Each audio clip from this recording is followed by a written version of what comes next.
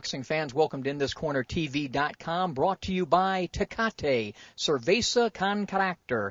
I'm Smitty at the MGM Grand in Las Vegas, where on Saturday night, HBO pay-per-view presents Action Heroes. Main event, legendary Erik Morales taking on tough Marcos Maidana.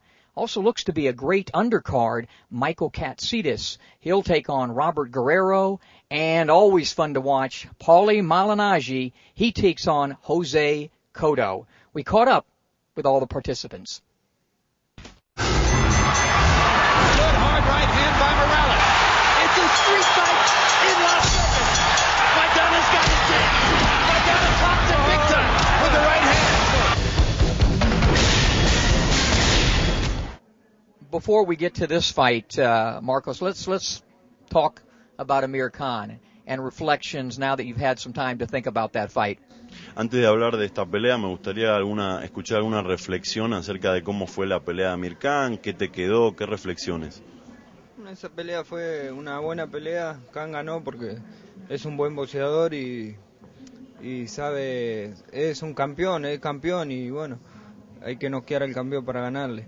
Y no, yo ya quedo atrás de esa pelea, ahora es otra pelea y otro año, quiero empezar bien este año y ganando.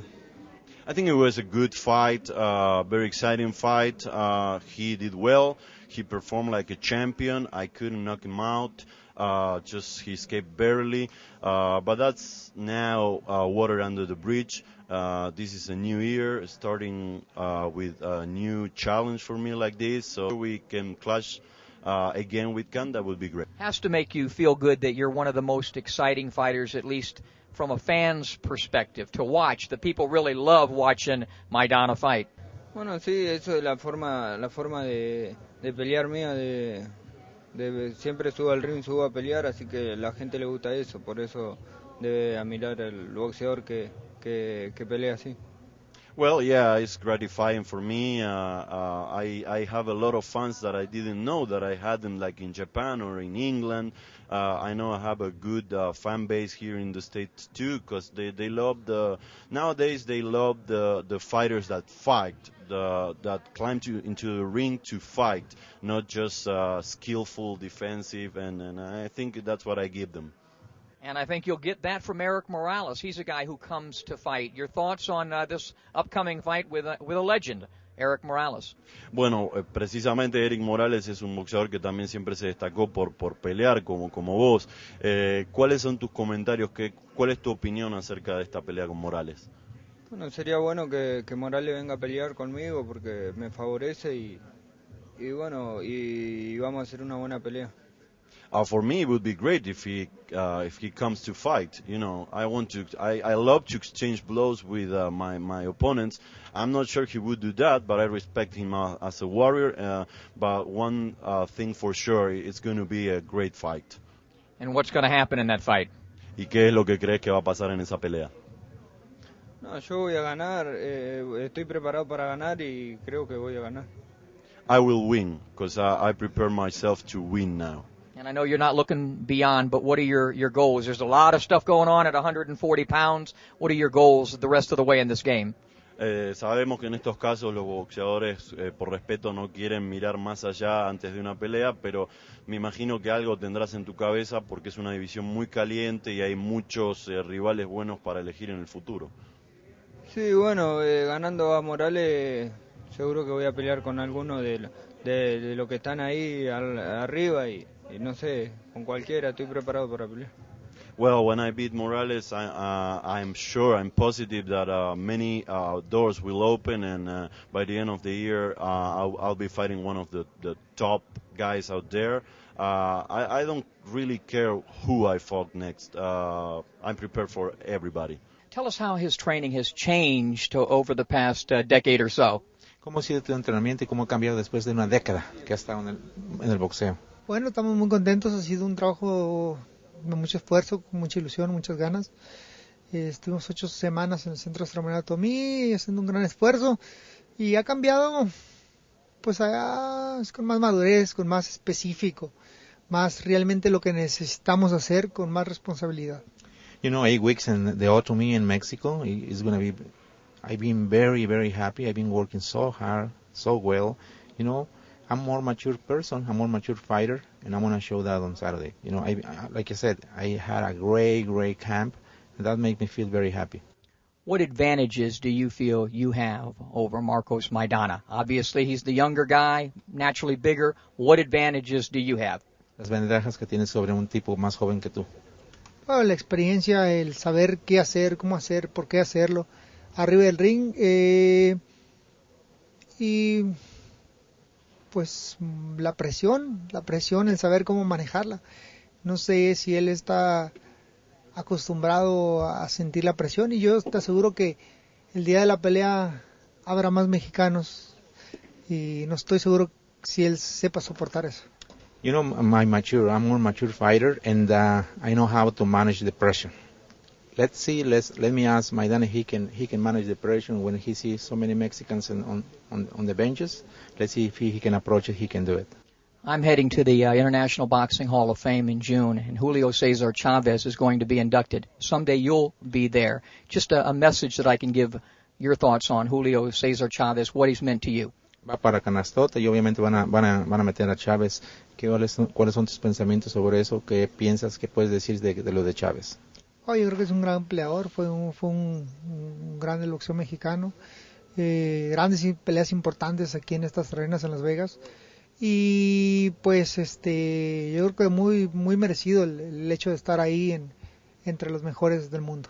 Well recognition, you know. He was one of the greatest fighters. He fought over here so many times, so I think he deserved that. Prediction on Saturday night, and will you fight beyond Saturday night? Tu predicción y qué va a pasar más allá de esa pelea. Bueno, vamos a salir con la mano en alto, de eso estamos seguros. Y va a ser una gran noche. Después de ahí, no lo sé. Estamos pensando en el sábado en la noche y es todo. I'm just thinking on Saturday night, I'm going to be victorious, and I don't know what is going to be beyond. Best of luck, continued success on what has already been a brilliant career. Oh, what a left uppercut by Guerrero. Right hand from Katsidis. There's a combination that staggers Casamaior. First off, Mike, welcome to the program. Thank you. Before we get to this upcoming fight with Robert Guerrero, I want to go back to your last fight with Juan Manuel Marquez, and going into that fight, first off against one of the best pound-for-pound fighters in the world in Marquez, but under extremely difficult circumstances, the loss of your brother. Tell us about that. It's an extremely difficult thing to deal with, hearing that your brother just died, and the circumstance as well. It was so sudden, and then having to train that afternoon, 4 weeks out from a world unification bout. It's a hard thing to deal with, but look, let's just face it, boxing isn't an easy sport. It's one of the toughest sports in the world. I believe it is the toughest. And, I think there's many fighters out there who have achieved great things in the sport, and they've managed to get through these things and similar things such as this. And what doesn't kill you only makes you stronger, and here I am today. But I believe what separates the good fighters from the great fighters and the great fighters from the legends is not so much the physical stuff, but the mental stuff. It had to be extremely difficult to go in there. How did you cope? Well, I didn't, to be honest. The sleeping thing was a really difficult part of it.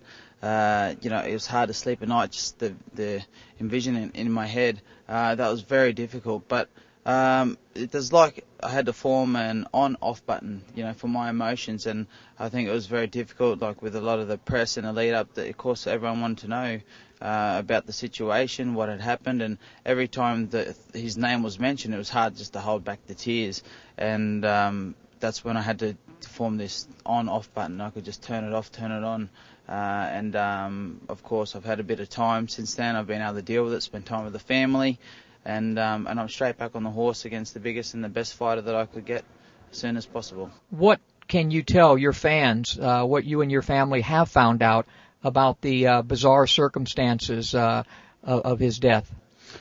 The hardest thing for me to deal with is just in the past week I had confirmation from my lawyer that there was messages from his girlfriend at the time that she had bashed him that night. He couldn't even stand or open his eyes. This has been a very difficult thing. We knew the circumstances were suspicious. They were holding back the toxicology reports.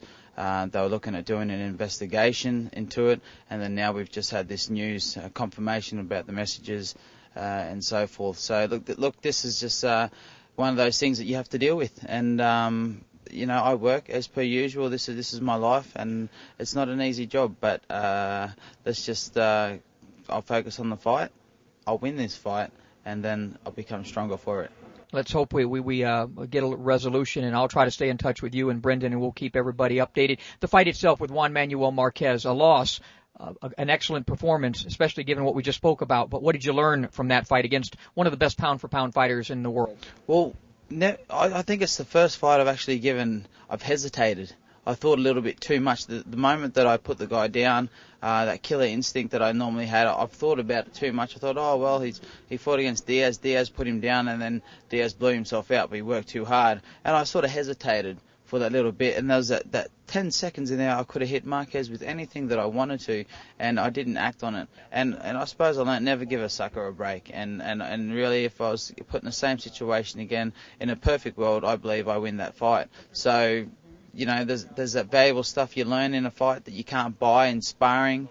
You can't get it anywhere. It's in that fight, and those 10 seconds where I was looking him in the eyes, there's that opportunity, and I've learned that. So I can guarantee you, if the situation were the same come this Saturday night, I'll put the guy away. Saturday night, Robert Guerrero, this one could steal the show. Two guys who, it's interesting, you guys are pretty much at the same stage in your career, about the same age, same number of fights, only a few losses between you.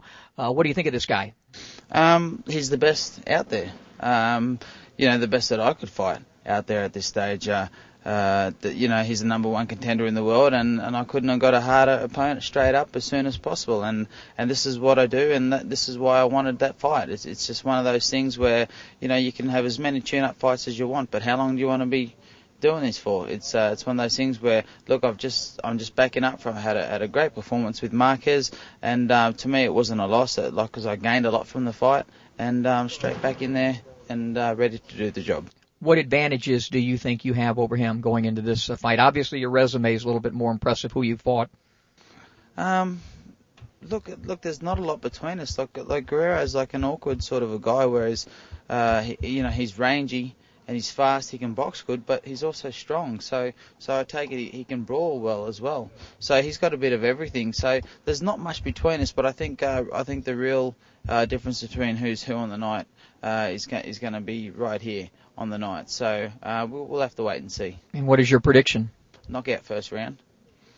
Knockout in first round. Yeah. I get the feeling it might go a little bit longer than that, but okay. but we'll see. I mean, I got to get to look. If I don't knock him out in the first, it's going to be early. That's what I think. No disrespect to Robert, but that's just what I believe. Wow, that's so you'll be able to have join me for a Tecate about 20 minutes later. Then don't forget the 100 Ks. 100K or 100 cases of Tecate. Oh, okay. Hey, beyond this fight, man, there's a lot of stuff out there for you. What are your goals beyond? I know you're focused on Guerrero and Saturday night, but beyond it. I don't look beyond it. Look, like we talk about things such as we were, like with my personal life and things. It's hard to look forward in like the life that I have. It's so many things happen in my life, and there's so much going on, and I can't look. This is the greatest thing in my life to happen this Saturday night. I'm unifying 2 world titles, WBA lightweight championship of the world. It's hard to look past that moment. Well, one thing we look forward to, since you're kind of a neighbor of mine sometimes here in Las Vegas, we look forward to sitting you down and doing an entire episode with you on the television show, and then you get to step inside the squared circle with me. Okay. Don't shiver. All right. Thanks, Michael. Thanks. Robert, first of all, welcome to InThisCornerTV.com. Hey, thank you for having me. I'm excited to be here. And excited about what's going to take place on Saturday night. You take on Michael Katsidis. Tell us your thoughts leading up to this bout. I'm excited about it. I haven't been in this kind of shape for a fight ever, and there's a lot of excitement. I mean, Michael Katsidis, I seen him yesterday at the Grand Arrivals, and he looks very ready to go, and I know he's going to bring the best out of me. You would think on paper, you guys are about the same age, had the same number of fights, only a few losses between the both of you. Stylistically, this one shapes up to be a barn burner. Oh yeah, I really feel this one's gonna steal the show, and don't miss it because it's gonna be an exciting one. Michael Katsidis' style and my style, they clash to be a great fight. You're right there. You're right there, sitting on the edge of greatness. You're a very good fighter. What is it going to take, in your opinion, to become a great fighter? I think this fight right here is going to catapult me into big things. I got to take care of business on the 9th, and there's going to be a lot of big things out there. 140 pounds. There's a Pacquiao fight out there. There's a Mayweather fight, and this is going to catapult me right into that. What do you enjoy most about this sport? Getting in there and mixing it up, taking punches and giving them. That's the best feeling in the world, is to be in there, one-on-one and be able to control and dictate the fight.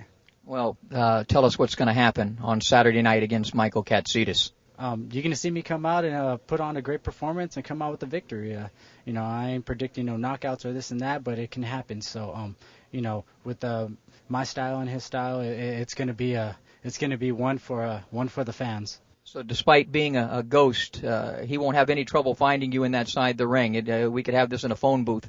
Oh, yeah. It's going to be a great fight. You're going to see a lot of the ghost fight night. All right, best of luck, continued success. Hey, thank you. Paulie, welcome back to InThisCornerTV.com. Glad to be back, Smitty. Now, star of Lights Out, I say. How did that come about? I saw your cameo on there. You did a great job. Yeah. Actually, we filmed it last summer. I was in New York, and they called me up and said if I would like to be a part of the show. And when I got there, they actually had a couple of speaking parts for me. I was glad to be they had out of a few boxers, I was the only one that got a speaking part. So I was a little flattered, but I was actually happy about it, and I had a good time filming. Is that something you're looking to get into after your boxing career? That's speaking, acting, that sort of thing? You're certainly an animated guy. Yeah, if those doors open up, why not? I always have a fun time doing it. I'm never at a loss for words. So, I have a small resume. I've done that. I did a commercial for Nintendo and a couple of other little small parts in little other shows and movies and stuff. So, if I get my reel big enough, you never know, man. Maybe something will come up, something bigger will pop off, and I can get into some acting as well. If the door opens up, why not? Tell the fans where you're at this point in your career, 30 years of age. I can't believe it, right? You're obviously few losses in your career, going up in weight just a tiny bit. Where are you at? I look at this like a last run, a last stand. And I don't think it's more of a desperation last stand. I think I have enough left in the tank to really make a good last run at it. Some guys look to push the envelope and say, they've had enough of it, but they're just trying to go overboard, I feel like I'm 30. I feel like I've had a bunch of tough fights and, some even tough losses, but I do feel like I have a lot of energy left and, I still feel very fast, very speedy, very reflexive, so to speak. And, although I will say it's one last good run, it is a good run, and I intend to make the most of it. And, anybody in the welterweight division that gets in my way is going to have a tough fight on their hands. Well, on Saturday, another Cotto gets in your way. This time it's Jose Cotto.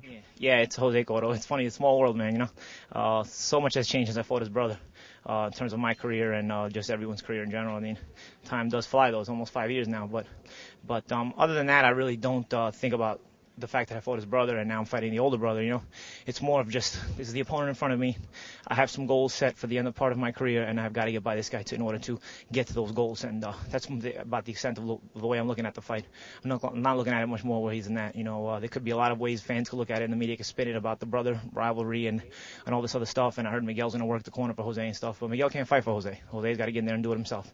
So, having said that, I look at Jose like he's a guy in my way. I'm sure he's come prepared. I'm sure he's looking at it like his last stand as well. So somebody's got to go, right? Somebody's going to have to take a step back, and it's not going to be me, man. I feel real good, I feel real sharp. They're building this card as action heroes. Is there any truth to this rumor I'm hearing that Lou Ferrigno and the Incredible Hulk will lead you into the ring on Saturday night? No, that would have been a cool thing. I do have some funny stuff going on, but it's not Lou Ferrigno. Although, man, that would have been a nice idea. All right, what's your prediction for this fight? I expect a dominant victory. I don't expect it to be a close fight, and that's not as a disrespect to Cotto. That's just more of I'm speaking in terms of my own preparation and the way I feel. I feel very good. I feel sharp, reflexive, and I feel prepared to do what I'm supposed to do on Saturday night and dominate. All right, best of luck, continued success. The show you did with us on In This Corner on our television show is one of the most popular ones by the fans. I wonder why, man. That was back in the Hatton days, right? Yeah. Hey, you're a popular guy. Best of luck. Thank you, man. Thank you.